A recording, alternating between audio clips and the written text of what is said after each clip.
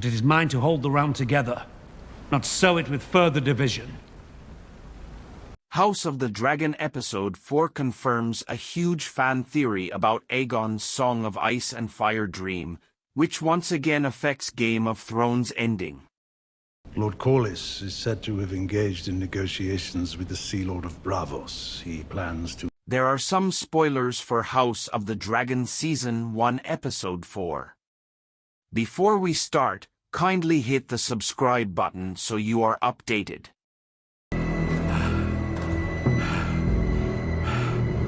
No marriage is a duty. House of the Dragon Episode 4 confirms a major theory about how Aegon's dream connects to a big Game of Thrones prophecy. While the importance of prophecies, dreams, and magic seemingly held little weight in the story of Game of Thrones, this is quite the opposite for House of the Dragon. After reprimanding Rhaenyra for jeopardizing the stability of her status as heir and thus the Targaryens' unity in the realm, King Viserys explains that Aegon's dream is bigger than everything, which was undoubtedly proved true by the endings of Daenerys and Jon Snow, Game of Thrones Targaryens. Aegon foresaw the end of the world of men. House of the Dragon's premiere ended with a twist on the Targaryen legacy in Westeros, as Viserys revealed to Rhaenyra the secret of Aegon the Conqueror's Song of Ice and Fire dream. Passed down only through Targaryen kings and their declared heirs, Aegon had a vision that foresaw the coming of the White Walkers, indicating that a Targaryen king or queen must sit on the Iron Throne and unite the realm in order to defeat the cold and dark.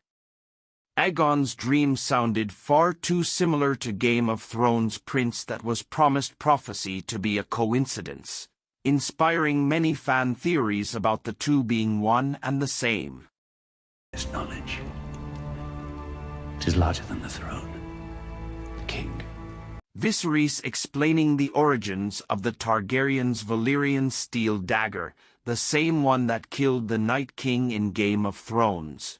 In House of the Dragon Episode 4's ending confirmed the theory that Aegon's dream was the same prophecy as the prince that was promised. Before Aegon's death, pyromancers inscribed his prophecy into the catspaw dagger, which reads, "From my blood come the prince that was promised, and his will be the Song of Ice and Fire."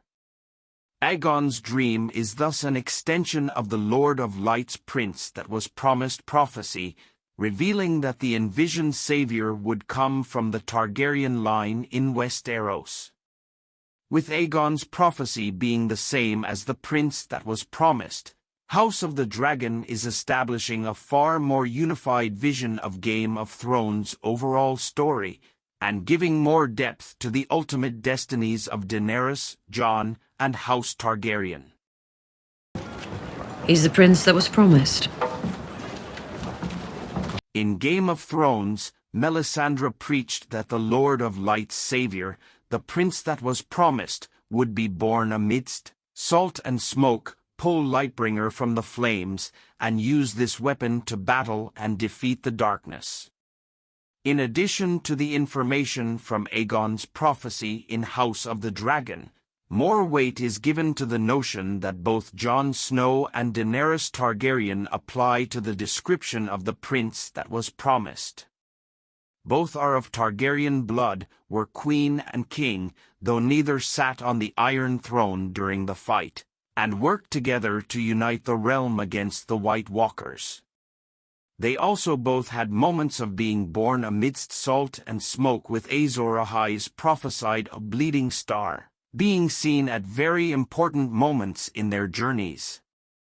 While Jon Snow has been widely accepted as the prince that was promised after Game of Thrones, House of the Dragon implies that he and Daenerys Targaryen shared the title. Melisandre was a fierce believer in both Jon and Daenerys having important roles in the prince that was promised prophecy, so Aegon simply may have not seen that two Targaryens would unite to save the living. Lightbringer is where the vision is muddled, As House of the Dragon suggests, the Valyrian steel dagger inscribed with Aegon's dream is the prophesied weapon to defeat the Night King. In Game of Thrones' ending, it was proven to be the weapon to defeat the dark and cold, but was wielded by Arya Stark rather than Jon or Daenerys. However, Daenerys' dragons have been considered a substitution for Lightbringer, as well as speculation that Jon Snow himself was the weapon.